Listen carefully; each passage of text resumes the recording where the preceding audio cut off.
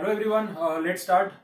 PGBP के जो MCQs में आपके डाउट्स हैं वो हम यहाँ पे देखने जा रहे हैं। ठीक है, तो जितने डाउट्स आपने मुझे नोट करवाए हैं यहाँ पे वो हम सॉल्व करेंगे स्टेप बाय स्टेप। देख लेते हैं एक एक करके। सबसे पहले जो डाउट में आया है आपका, दैट इज एमसीक्यू नंबर 35। ये डब्ल्यूडीवी और ब्लॉक ऑफ असेट्स का जो कैलकुलेशन है उसको क्लैरिफाई करना बहुत जरूरी है, तो पहले उसी से स्टार्ट करते हैं हम। 35 वाले क्वेश्चन में उन्होंने बोला है जो ब्लॉक ऑफ असेट है उसका ओपनिंग डब्ल्यूडीवी 15 लाख रुपीज है। During the year, asset was acquired under this block on 15th January 2020, amounting to 10 lakh rupees. One of the asset falling within the block was sold for rupees 5,50,000 on 14th January 2020. The rate of debris is 15%. Now you need to calculate the amount of depreciation and an additional depreciation available during the previous year. तो जितना data दिया है पहले वो समझ लेते हैं। तो जो ओपनिंग वैल्यू है, opening WDV, it is rupees 15 lakh. अच्छा, जो परचेजेस की बात की है उन्होंने,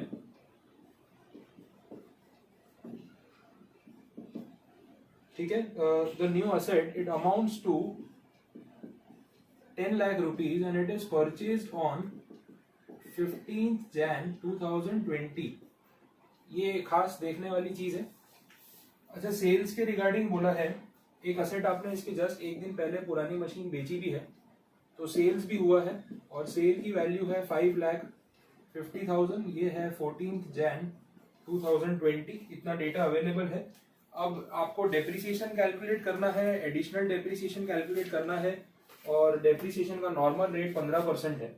अब देखो, ये हम नॉर्मली ऐसे गिनते हैं, opening plus purchases minus sales, that is the closing value for depreciation. उस पे गिनते हैं डेप्री और फिर क्लोजिंग डब्ल्यूडीवी आ जाता है। यहाँ पे ऐसा डायरेक्टली कर नहीं पाएंगे, ठीक है। क्यों? क्योंकि ये जो परचेज है ना, ये हुआ है 15 जनवरी को, मतलब आपने इस असेट को खरीदा in the second half of the year and it is not used for more than 180 days, ठीक है। तो 180 डेज का जो मिनिमम टाइम हम देख रहे थे कि 180 दिन एटलीस्ट पुट टू यूज हो जाए, तो फिर हम पूरे साल का डेप्री उस पर कैलकुलेट कर सकते हैं। बट इसमें ऐसा हुआ ही नहीं, तो मैं इसको अगर ऐसे डायरेक्टली ब्लॉक की वैल्यू में गिन लूंगा तो आंसर गलत आएगा।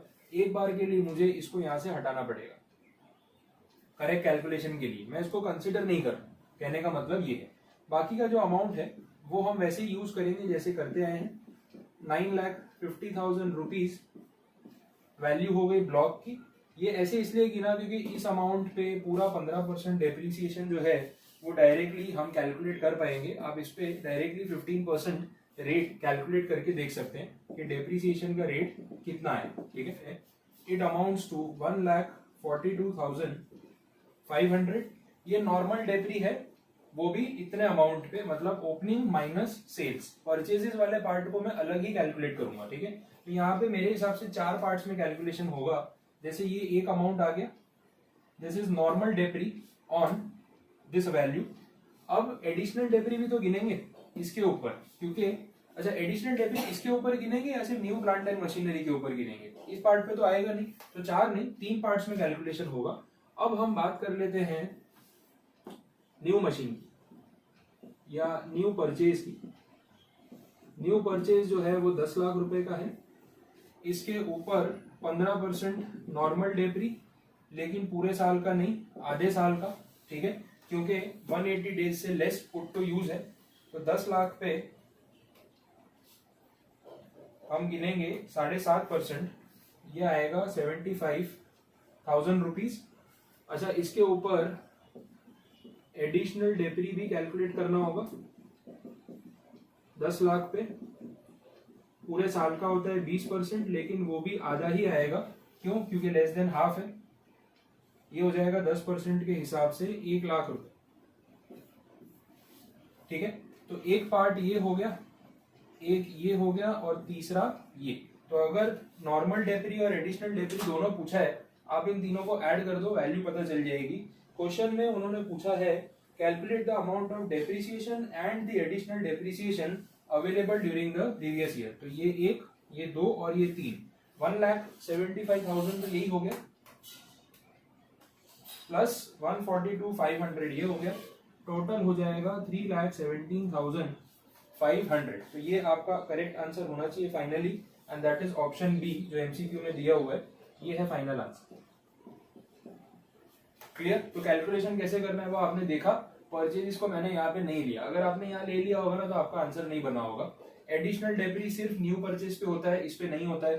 तो यहाँ पे एक ही पार्ट आएगा नॉर्मल डेप्री, यहाँ पे आएगा नॉर्मल डेप्री और एडिशनल डेप्री दोनों, लेकिन हाफ ईयर का पूरे ईयर का नहीं आएगा। क्लियर? तो चलो एमसीक्यू नंबर 35 अपना कंप्लीट है। कोई क्वेरी है इसमें फिर भी तो आप पूछ लेना।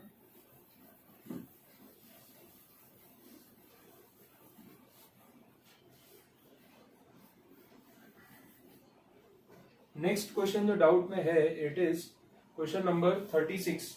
डेटा में उन्होंने बोला ओपनिंग डब्ल्यूडीवी है ब्लॉक का 25 लाख रुपए। During the year the asset was acquired under the block on 11th October amounting to 15 lakh. Also money payable in respect of the asset falling within this block is rupees 38 lakh. Money payable मतलब sales 38 lakh rupees. Rate of depre है 10%. आपको गिनना है depreciation का amount कितना मिलेगा। अब मैं बता देता हूँ इसमें क्या करना है। देखो ओपनिंग डब्ल्यूडीवी रुपीज 25 lakhs है, परचेजेस है 15 लाख रुपए, बट ये परचेज है 11 अक्टूबर 2019 को, which is less than 180 days. अगर आप कैलकुलेट करोगे तो पता चल जाएगा। तो टोटल 40 लाख रुपए वैल्यू हो रही है। अब इसमें से सेल्स हुआ है 38 लाख रुपीज का। नॉर्मली हम क्या करते हैं, ये लेस कर देते हैं और जो वैल्यू आती है उस पर डेप्री गिन लेते हैं, बट यहाँ पे हम ये कर नहीं पाएंगे क्योंकि अगेन ये वाला जो है ना, इसमें ये प्रॉब्लम आ रहा है। तो कहीं ना कहीं इस 38 लाख को जब हम राइट ऑफ करेंगे तो या तो पहले ये बैलेंस यूज करना पड़ेगा या फिर पहले ये वाला यूज करना पड़ेगा, क्योंकि ये जो 2 लाख बचा है वो 2 लाख इसका हिस्सा है, इसका हिस्सा कैसे पता चलेगा। इसमें आप ध्यान रखना, फीफो सिस्टम यूज करना। सिंपल बता दिया आपको। ये 38 लाख पहले आप इसमें से राइट ऑफ करो तो 25 लाख तो पूरा वाइप ऑफ हो ही जाएगा। तो जो 38 लाख है वो कहां से आया, अगर हम बात करें तो 25 लाख पूरा यूज कर लिया ओपनिंग डब्ल्यूडीवी का, बाकी का बैलेंस इसमें से यूज करो परचेजेस में से। कितना यूज होगा, 13 लाख रुपए यूज होगा परचेजेस में से। तो ये जो 2 बचा है ये कौन से हिस्से में से बचा है, इसमें से बचा है, ये पता चला आपको। अब इस पे अगर डेप्रिसिएशन गिनना है तो कौन सा डेप्रिसिएशन और कितना हम गिन पाएंगे, हाफ ईयर का। पूरे साल का डेप्रिसिएशन तो क्लेम होगा नहीं, तो 10% पर एनम के हिसाब से हाफ ईयर का अगर आप गिनोगे 5% का मतलब आएगा 10,000 रुपए। ठीक है, तो जो 36 वाला एमसीक्यू है उसमें आपका बी ऑप्शन दे रखा है 10,000 रुपीज। इस तरीके से कैलकुलेशन करना है। तो थोड़े डिफरेंट टाइप के एमसीक्यू है, तो डाउट आना बनता है, यहाँ पे कोई प्रॉब्लम वाली बात नहीं। चलिए क्लियर, आगे बढ़ते हैं।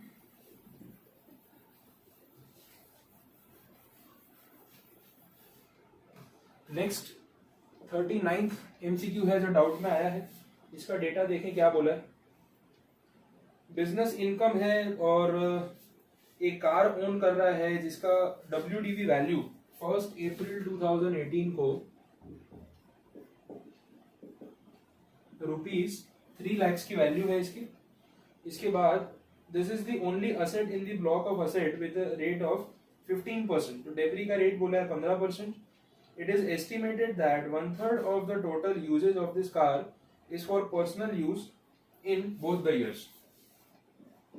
जो यूज है 1/3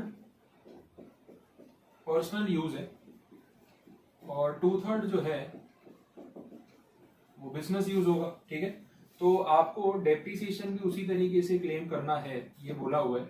डेप्री जो है वो 15% पर एनम के रेट पे चलेगा। ठीक है, आगे की डिटेल्स देख लेते हैं। The WDV of the block of asset as on 31 March 2020 will be. अब यहां से 31 मार्च 19 जाएगा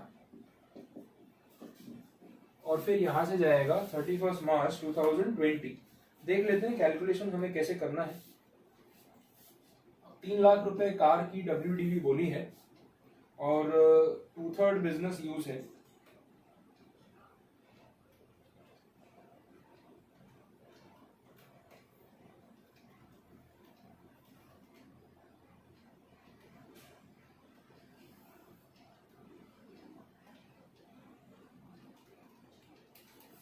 ठीक है, कैलकुलेशन हम ऐसे कर सकते हैं। देखिए 3 लाख रुपए जो अमाउंट बोला है, पहले इसकी बात कर लेते हैं। इस वैल्यू में से 1 लाख रुपए तो प्राइवेट यूज हो गया और 2 लाख रुपए जो है वो बिजनेस यूज हो गया। हमें पता है कि डेप्रिसिएशन सिर्फ इस पे ही मिलेगा, तो इस पे आप डेप्रिसिएशन ले लो 15% पर एनम पूरे साल का, ये हो जाएगा 30,000 रुपीज। अब ये डेप्री माइनस तो इसी में से होगा, तो जब हम आगे कैलकुलेशन देखेंगे तो 1419 को कार की ओपनिंग WDV होगी 3 lakh minus 30,000, it will be 2,70,000 rupees. वापस से सेम कैलकुलेशन, 2/3 बिजनेस पर्पस होगा यहाँ पे, दैट इज 1,80,000, ये होगा बिजनेस यूज। इसका 15% आप गिनोगे तो आएगा 27,000 रुपए। तो 2,70,000 में से 27,000 रुपए लेस कर दो तो वैल्यू बचेगी 2,43,000, और ये 1 अप्रैल 2019 है, ये हो जाएगा 31 मार्च 2020। फाइनल आंसर आपका आ गया 2,43,000। ठीक है, ये हो गया। चलिए नेक्स्ट देखें आगे। 39 के बाद अगला डाउट है MCQ number 41।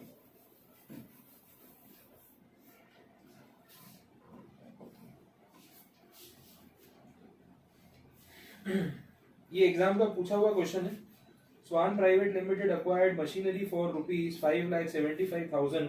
It included excise duty of 75,000 eligible for Sandweight credit. जैसे GST में आपका इनपुट क्रेडिट होता है, ये उसकी बात हो रही है। It borrowed rupees 3 lakh from a bank for purchase of the said machine. Interest on the bank loan up to the date of usage of machine was ascertained as rupees 25,000. The machine was put to use from 15 September. Assume the rate of depreciation at 15%. The eligible amount of depreciation will be, देखो सबसे पहले जो purchase price है 5,75,000, उसमें से आपको sandwich credit ही मिल जाने वाला है 75,000। तो आपकी डेप्रिसिएबल कॉस्ट है ना मशीन की, वो कितनी है 5 लाख रुपए। तो जिसका क्रेडिट मिल जाता है वो कॉस्ट का हिस्सा नहीं होता है, ये आपको ध्यान रखना है। बट साथ में इंटरेस्ट वाला पॉइंट भी है। अब आपको मैंने कॉस्ट ऑफ एक्विजिशन में बताया था कि अगर इंटरेस्ट कॉस्ट आप बेयर कर रहे हो तो जितना इंटरेस्ट कॉस्ट आपने उस असेट के पुट टू यूज होने तक बेयर किया वो कैपिटलाइज होता है, उसके बाद जो होता है वो रेवेन्यू में चला जाता है। वही हमें कैलकुलेशन यहाँ पे करना होगा। आपने 3 लाख रुपए का लोन लिया हुआ है, ठीक है। अब ये जो लोन का अमाउंट है इसमें बोल ही दिया, interest on the bank loan up to the date of usage of the machine was ascertained as 25,000। तो मींस हमें कैलकुलेशन नहीं करना है। इंटरेस्ट कॉस्ट आ रहा है 25,000 रुपए,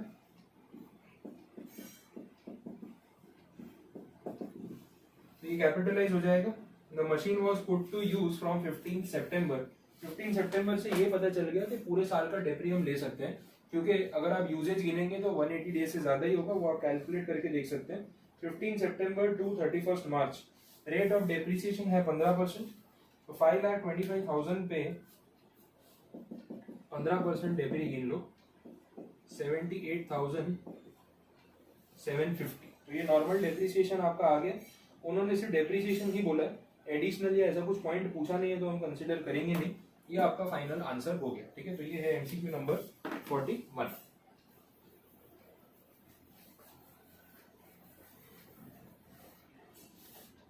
नेक्स्ट जो है लिस्ट में, it is MCQ number 47। Sunil acquired a building for rupees 15 lakhs in June 17 in addition to the cost of land beneath the building of rupees 3 lakh। तो लैंड का जो cost है वो तो काउंट होगा नहीं, अप्रिशिएबल असेट है। Building acquire की थी जून 2017 में for rupees 15 lakh। It was used for personal purpose until he commenced his business in June 19। तब तक ये पर्सनल यूज में थी।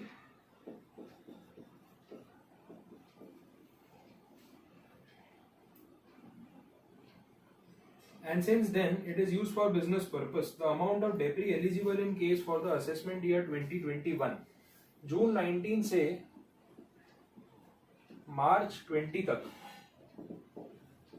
बिजनेस यूज रहा। तो AY 2021 में तो डेप्री मिलना चाहिए, तो वो डेप्री कितना और कैसे हम क्लेम कर सकते हैं वो यहाँ पे देखना है। देख लेते हैं कैलकुलेशन उसका कैसे होगा। अब इसके लिए ना पहले आपको नोशनल डेप्रिसिएशन का कंसेप्ट जो है वो यूज करना होगा, मैं बता देता हूँ। देखो पहला साल जो है ना, जब बिल्डिंग खरीदी गई जून 17 से 31 मार्च 18, दिस इज PY 17-18। भले इसमें बिल्डिंग पर्सनल यूज के लिए यूज हुई है, लेकिन उसकी वैल्यू तो डेप्रिशिएट हुई होगी, ठीक है। अब इसके बाद आया PY 18-19, बिल्डिंग पुरानी तो होती है ना, भले आप उस पर डेप्री क्लेम कर नहीं रहे हो, लेकिन वैल्यू तो डेप्रिशिएट हो ही रही है। फिर आया PY 19-20, ये स्टार्ट हुआ अप्रैल 19 से और खत्म हुआ जाके मार्च 20 में, बीच में ये ड्यूरेशन आ गया। तो इस ईयर में बिल्डिंग कन्वर्ट हुई from personal use to business use. तो पर्सनल यूज में भी कहीं ना कहीं उसकी वैल्यू तो कट डाउन हुई होगी, वो वैल्यू कट डाउन कितनी हुई होगी वो मैं आपको टैली करके बता देता हूँ।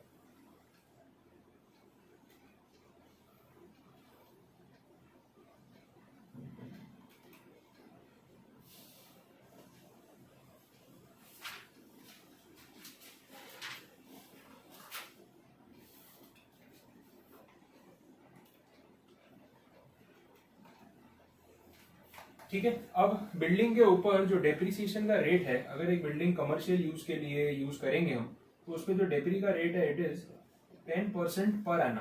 वही रेट को यहाँ पे यूज किया जा रहा है। ऐसा बोल रहे हैं कि अगर 15 लाख रुपए की बिल्डिंग आपने इस ब्लॉक में खरीदी थी, तो यहाँ पे उसकी वैल्यू वैसे 10% राइट ऑफ तो हुई है, भले बुक्स में क्लेम नहीं किए, लेकिन वैल्यू में रिडक्शन तो आता ही है। तो जो बिल्डिंग इस साल के स्टार्टिंग में 15 लाख रुपए की थी, इस साल के स्टार्टिंग में उसकी वैल्यू में से 10% माइनस हो गया होगा और वैल्यू बन गई होगी 13.5 लाख रुपीज। सेम चीज वापस से 10% आप रिड्यूस कर दें, तो 13,50,000 में से और 10% माइनस करेंगे, तो यहाँ पे वैल्यू बन जाएगी 12,15,000 रुपए। तो इस बिल्डिंग की अगर वैल्यू देखी जाए, नोशनल डेप्रिसिएशन जो एक्चुअल में क्लेम नहीं किया है, उसके बाद डीम्ड वैल्यू जो है इस ईयर के स्टार्टिंग में इतनी होनी चाहिए, और इस ईयर में आपने उसको बिजनेस यूज में ले लिया, तो इस साल डेप्री क्लेम कर सकते हैं ना। तो इस पे 10% डेप्री क्लेम करेंगे, वो हो जाएगा 1,21,500। तो ये है जो आपको इस साल डेप्री क्लेम करने को मिलेगा। पिछले 2 साल वैल्यू डेप्रिशिएट हुई है बिल्डिंग की, बट आपने पीएनएल में डेबिट उसको नहीं किया, इतना चेंज है। तो ये फाइनल आंसर होगा एमसीक्यू नंबर 47 का। इसके बाद डाउट में है MCQ number 48, Ramson Industries acquired a factory building for self-use in November 2019. The value of land underneath the building was 5 lakh and building was 10 lakh. The amount eligible for depreciation allowable for the assessment year is, बहुत ही simple है ये।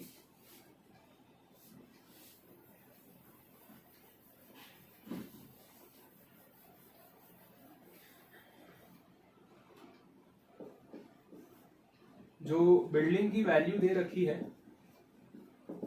उसके basis पे हमें calculation करना है। जमीन की वैल्यू से अगेन हमें मतलब नहीं है। बिल्डिंग की वैल्यू 10 लाख रुपए है। आपको पता है इस पे डेप्री का रेट पूरे साल का 10% पर एनम होगा, लेकिन बिल्डिंग नवंबर में ली गई है तो ये आधा ही डेप्री मिलेगा। अमाउंट हो जाएगा 50,000 रुपीज। ठीक है, तो ये बहुत सिंपल था 48 वाला। नेक्स्ट जो डाउट आया है that is in MCQ number 49। ये थोड़ा आपने दिमाग लगा के सॉल्व किया होता तो मे भी सॉल्व हो जाता, नो डाउट। इसमें हो सकता है कि नहीं समझ आया हो, लेकिन सिर्फ मैथमेटिकल कैलकुलेशन और थोड़ा सा कंसेप्ट है, बाकी सम इतना डिफिकल्ट नहीं है। चलिए देख लेते हैं। Q and Company, a sole proprietor concern, was converted into a company on 1st September 2019. ये पूरा साल ले लेते हैं।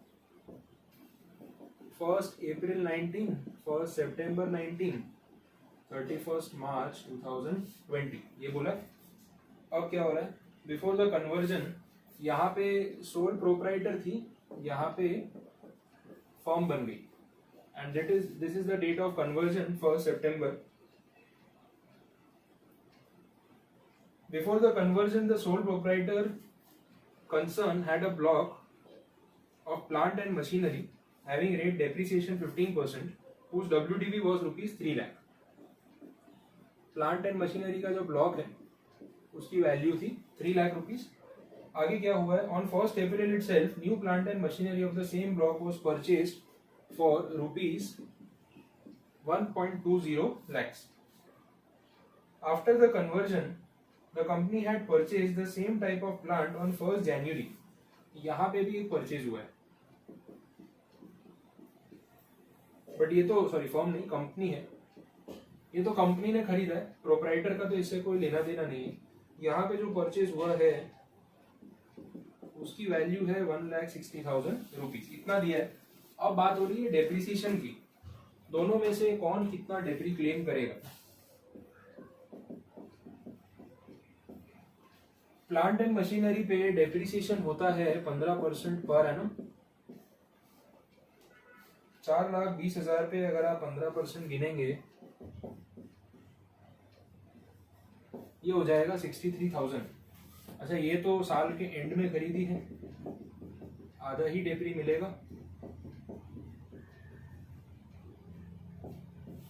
ये डेप्री तो पूरा कंपनी क्लेम करने वाली है, क्यों? क्योंकि ये तो आफ्टर कन्वर्जन है।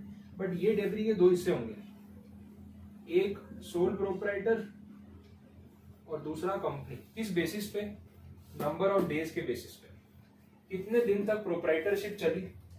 अप्रैल के 30 डेज, मई के 31 डेज, जून के 30 डेज, जुलाई के 31 डेज, अगस्त के 31 डेज, सितंबर 1 को तो कन्वर्जन हो गया, 153 डेज। लीप ईयर है, हाँ लीप ईयर है यहाँ पे, ध्यान रखना। बाकी के दिन है तो 366 में से गिनना होगा आपको, 153 हटा दो, 213 दिन हो रहे हैं यहाँ पे। अब मुझे लगता नहीं है बांगर ने आंसर अपडेट किया है तो ठीक है, कोई बात नहीं, अपने अपना आंसर निकाल लें। 213 डेज है या 29 फेब आ रही है, नहीं तो 212 होता है। अब आपको 63 डेज को इस रेशियो में, 63,000 को इस रेशियो में डिवाइड करना है, 153:213। इस रेशियो में 63,000 को डिवाइड करना है, तो 63,000 इंटू 153 डिवाइड बाई 366 अगर आप करेंगे, हाँ शायद आंसर अपडेट हो चुका है, ये वैल्यू आएगी। Remaining amount is 36,664। ये पता चल गया। तो ये अमाउंट कौन क्लेम करेगा? प्रोप्राइटर। और ये कौन क्लेम करेगा? कंपनी। अगर आप फाइनल करेंगे तो टोटल क्लेम जो कंपनी को मिलेगा करने को, अगर मैं ऐसे बता दूं कि भाई सोल प्रोप्राइटर कितना क्लेम करेगी और कंपनी कितना, तो प्रोप्राइटर को मिलेगा क्लेम करने के लिए इतना डेप्री, कंपनी को मिलेगा 36,664 प्लस 12,000, तो इतना क्लेम कर सकते हैं वो।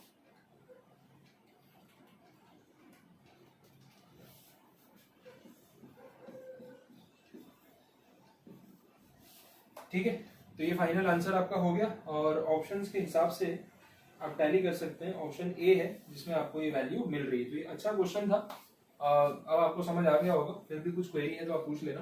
तो एमसीक्यू नंबर 49 भी कंप्लीट है।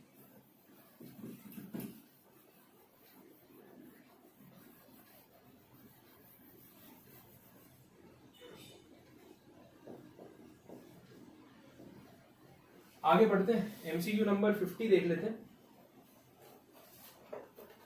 Are an assessee carries on business in respect of which it holds the tenancy rights. It carries out improvement to the said business at a cost of rupees 2 lakhs and claims depreciation at 10% thereon. Which is the correct answer? ठीक है,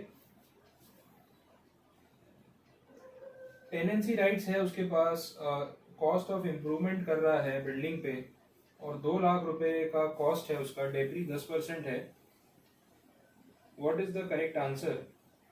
tenancy rights है तो वो actually में तो tenant हो गया। उन्होंने जो आंसर दिया है वहाँ पे वो डेप्रिसिएशन अलाउ कर रहे हैं 20,000। एक बार कंफर्म करना पड़ेगा कैपिटल गेन के कंसेप्ट से। वहाँ पे टेनेंसी राइट्स होते हैं तो भी आपको फुल अमाउंट ऑफ डेप्री क्लेम करने को मिलता है। ये एक बार कंफर्मेशन के लिए मैं पेंडिंग रख रहा हूँ सब्जेक्ट टू। बाकी देख लेते हैं। 52 है नेक्स्ट डाउट में। अगेन ब्लॉक वाला कैलकुलेशन आया है, ये सेम ही सम है। 52 आपका हो जाएगा, अब मैं वापस रिपीट नहीं कर रहा हूँ। 53 अभी समझ नहीं आएगा, कैपिटल गेन के लिए सब्जेक्टिव रहेगा। 52 सेम है, रिपीट है। 53 अभी होगा नहीं, आप उसको जाने दो। नेक्स्ट पार्ट है 54, वो भी उसी के साथ कनेक्टेड है। ये भी आपको तभी समझ में आएगा जब कैपिटल गेन पढ़ लोगे। 58 पे चल रहे हैं। जेड लिमिटेड डोमेस्टिक कंपनी है, engaged in manufacturing activity at Mumbai. It acquired plant for 5 lakh rupees on 7 January, second half of the year. Eligible for debris at 15%. It paid rupees 4 lakh through ECS from bank and balance rupees 1 lakh in cash. Cash का तो deduction आपको मिलने से रहा। The plant was put to use on 12th March 2020. The amount of depreciation normal and additional on this plant will be. अब देखिए जो value है, क्वेश्चन हम देख रहे हैं 58, ठीक है।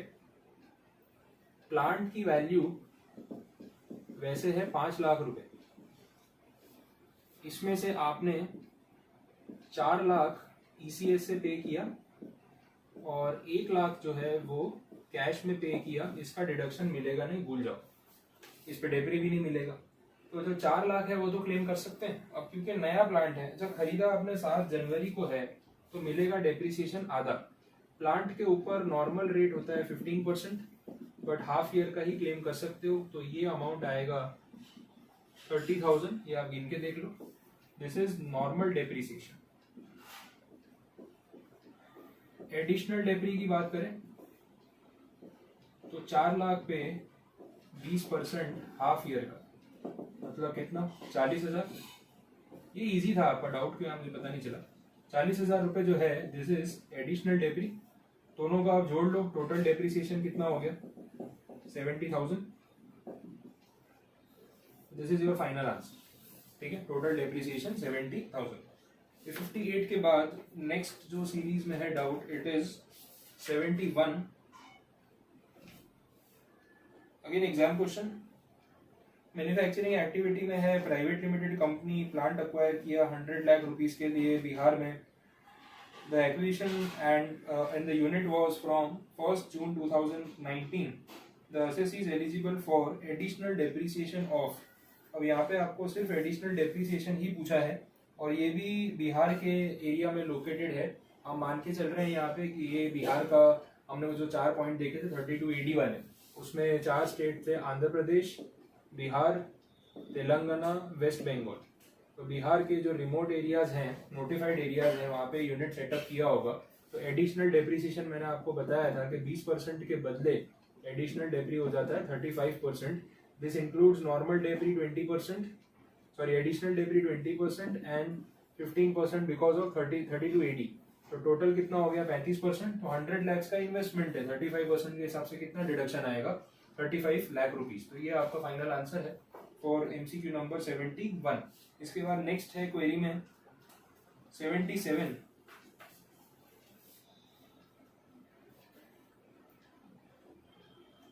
76 पे डिपेंड करता है वो। Compute the amount of investment allowance under 32 AD available to industries located in the notified backward areas in the state of Andhra Pradesh, Bihar, Telangana, if the amount, or West Bengal, the amount invested in new plant and machinery is 30 crore rupees. अब ये हमें पता है investment allowance 32 AD मतलब ये 15%, तो 30 करोड़ पे 15% मतलब 4.5 करोड़। और अगर इन्वेस्टमेंट 17 अक्टूबर 2019 को किया गया होता तो इस केस में डिडक्शन आपको कितना मिलता।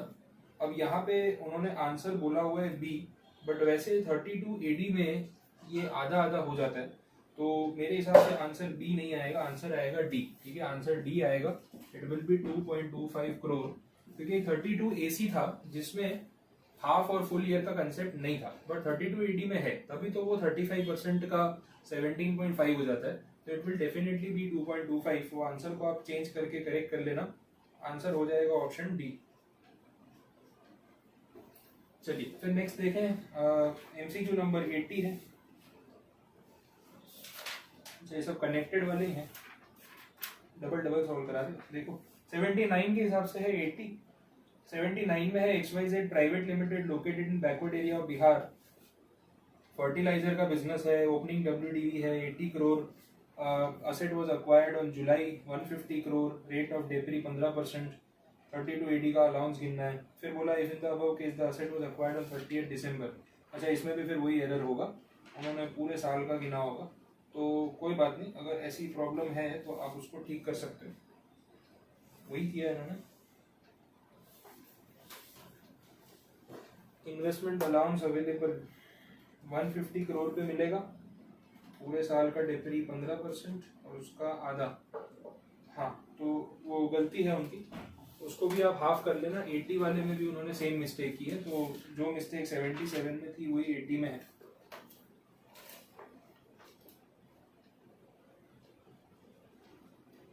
ठीक है, तो ये आंसर चेंज कर सकते हो। इसके बाद तो 80 वाली सीरीज में और कोई डाउट्स है नहीं।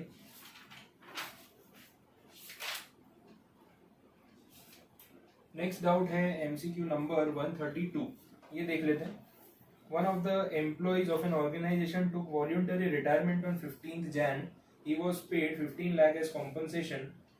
Calculate the deduction. ये मैंने आपको बताया था, VRS और वॉल्यूंटरी रिटायरमेंट स्कीम, इसमें हर साल कंपनी या एम्प्लॉयर जितना पेमेंट करता है वो अगले 5 साल में उसका डिडक्शन ले सकता है। तो अगर इस साल टोटल पेमेंट 15 लाख रुपए दिया गया है तो उसका डिडक्शन आने वाले 5 असेसमेंट ईयर्स में 1/5 करके एवरी ईयर मिलेगा। तो सीधा सीधा आंसर हो जाएगा 3 लाख रुपीज, इसमें और कुछ नहीं है। अच्छा सॉरी, मैंने ये 131 देख लिया, आपका 132 है डाउट में।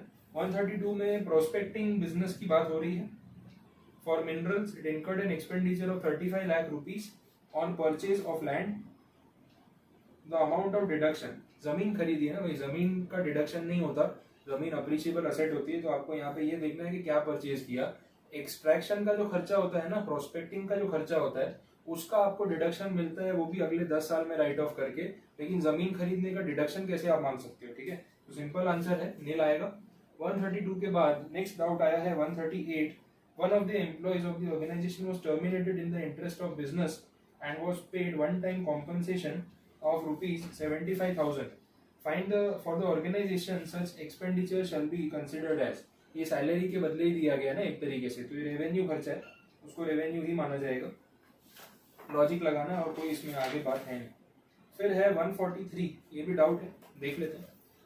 ये सेक्शन 40 कैपिटल ए है, मैंने डिस्कस किया हुआ है वीडियोस में। 1-2 स्टूडेंट्स की क्वेरी थी कि डिस्कस हुआ है कि नहीं, लेकिन ये मैंने करवाया हुआ है, फिर भी आप देख लेना, ना मिले तो मुझे बता देना।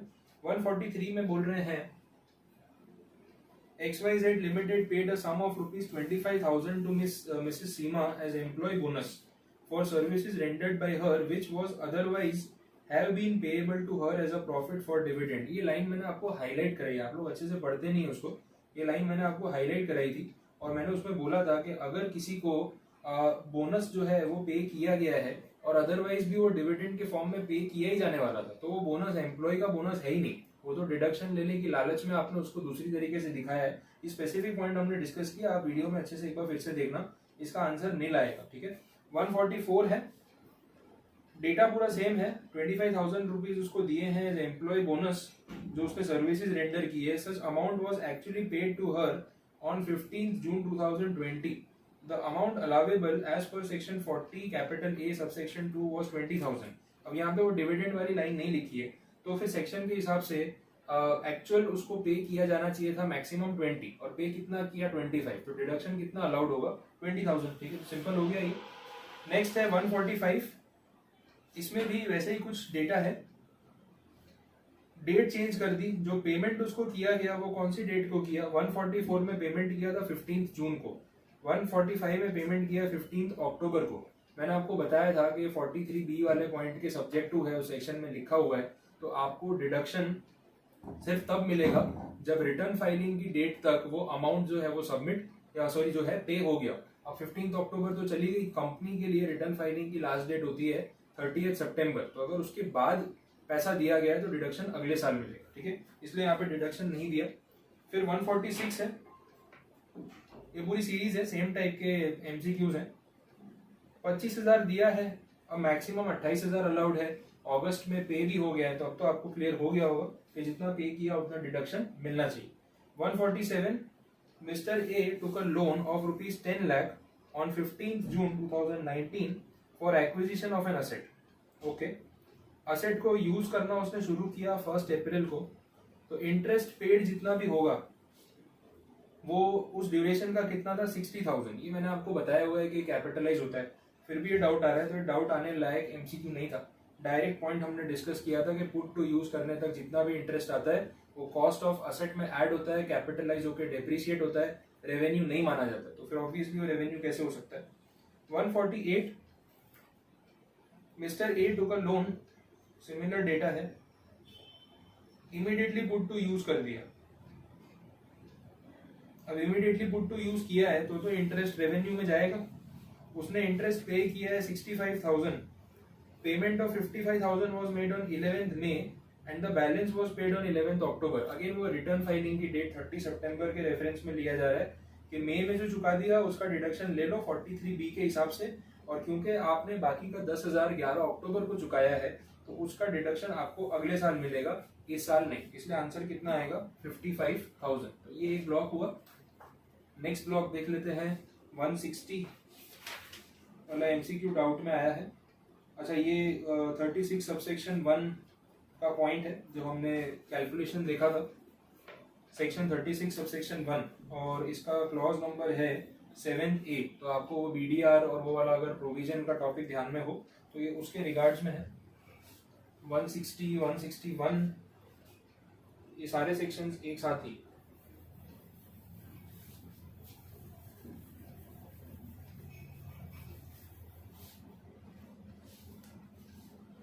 वन 161 देख रहे हैं पहले। शेड्यूल्ड बैंक है, gross total income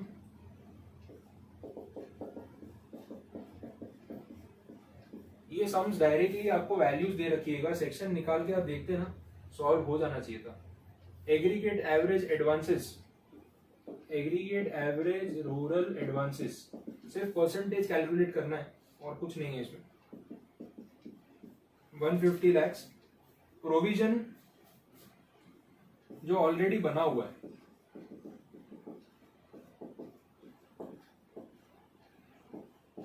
last year का,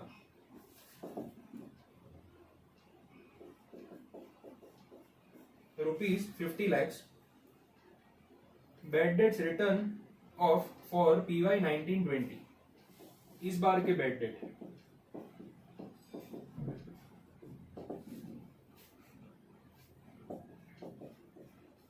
150 lakhs।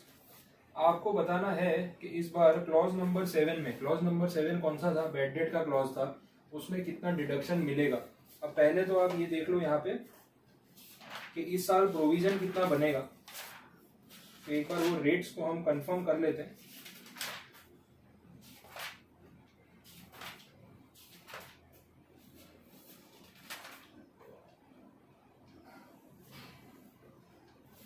प्रोविजन के लिए उन्होंने बोला था इन केस ऑफ बैंक्स, यहाँ पे बैंक ही है, 8.5% ऑफ GTI बिफोर डिडक्शन, मतलब इस अमाउंट का 8.5%, तो 750 lakhs पे 8.5% आएगा, और दूसरा एवरेज एडवांसेस पे 10%, ये रेट बोला हुआ है।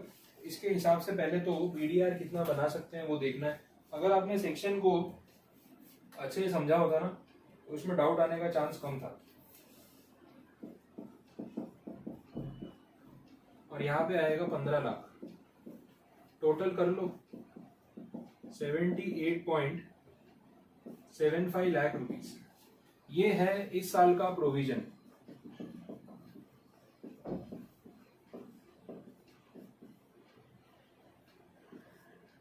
प्रीवियस ईयर 1920, पिछले साल का भी तो प्रोविजन किया हुआ है, वो यूटिलाइज थोड़ी ना हुआ होगा, तो 50 लाख इसमें जोड़ दो,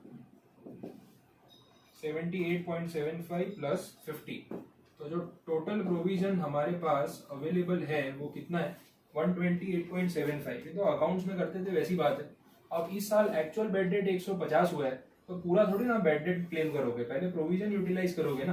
तो 150 जो है वो आपका एक्चुअल बेड डेट है, तो पहले 128.75 तो बेड डेट के रिजर्व में से यूज हो जाएगा, बाकी जो डिफरेंस है वो आप अलग से क्लेम करोगे क्योंकि उतना तो आपने प्रोविजन बनाया नहीं था। ये प्रोविजन से ऊपर सरप्लस जा रहा है, कितना 21.25 लाख। ठीक है, तो ये जो अमाउंट है ये आप बेड डेट के नाम पे क्लेम करोगे 36 सबसेक्शन 1 क्लॉज 7। सिंपल अकाउंटिंग है, तो ये आंसर होना चाहिए, इसके हिसाब से आंसर होना चाहिए। पूछा क्या है वो देखिए।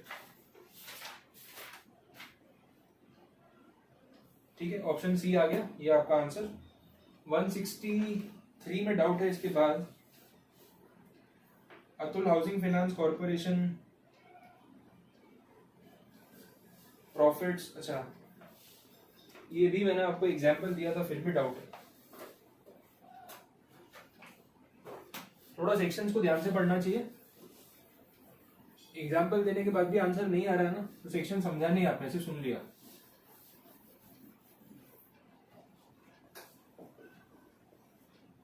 हाउसिंग फाइनेंस कंपनी है, ये क्लॉज नंबर जो 8 है उसकी बात हो रही है यहाँ पे। उन्होंने बोला, डेटा आपके सामने दे रखा है वो देख लेते हैं पहले। इस साल के जो प्रॉफिट्स हुए हैं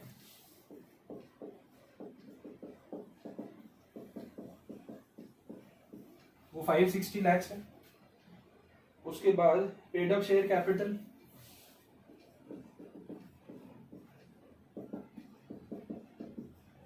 500 lakh, general reserve 100 lakh, balance in the reserve 1100 lakh, opening balance reserve का 1100 लाख, ये डेटा में है। इसके बाद प्रॉफिट ट्रांसफर टू रिजर्व,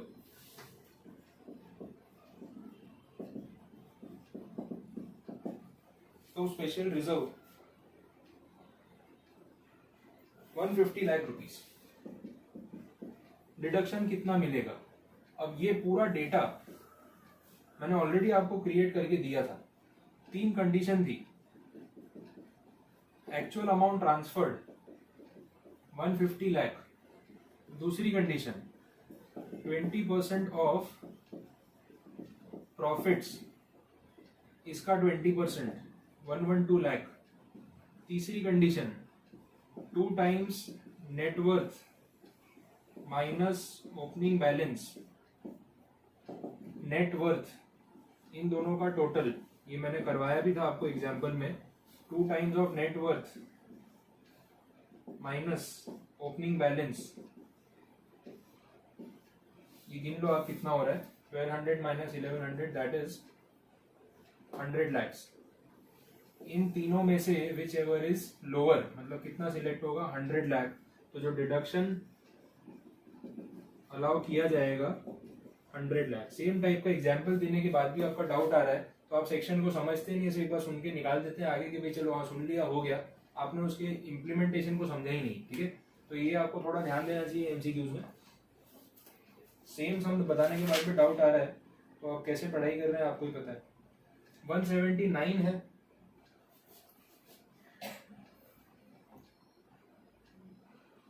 ठीक है। अब ये बांगर में थोड़े एडिशनल एमसीक्यू दिए हैं जो 179, 186 और ये सब है ना, मतलब रेवेन्यू, डिफर्ड रेवेन्यू वाले। ये मैं भी इसको थोड़ा लाइटली ले रहा हूँ बिकॉज मॉड्यूल में इसका कोई रिलेवेंस नहीं है। ये उन्होंने कहाँ से किस बेसिस पे दिए हैं वही जानते हैं। या तो आप ये पूरे पेज को, इस एमसीक्यू को एक लिस्ट बना के याद रख सकते हो या इग्नोर कर सकते हो। तो 2 सजेशन है, बाकी इसका कंसेप्ट ढूंढने बैठेंगे तो कुछ होने वाला नहीं है। मैं उसको ज्यादा प्रायोरिटी नहीं दे रहा हूँ। अगले एमसीक्यू पे जा सकते हैं, ठीक है। अब 200 की सीरीज स्टार्ट हो रही है, एक बार नियर अबाउट हाफ एमसीक्यूज तो हो गए हैं, तो एक बार आप इतने कंप्लीट करके देख लो। जो नेक्स्ट लेक्चर मैं इसके ऊपर दूंगा आपको, उसमें हम बाकी के एमसीक्यूज जितने भी आपके क्वेरी में है उसको कंप्लीट कर लेंगे। तो पार्ट 1 को अपने यहीं पे एंड करते हैं, ठीक है। Thank you so much.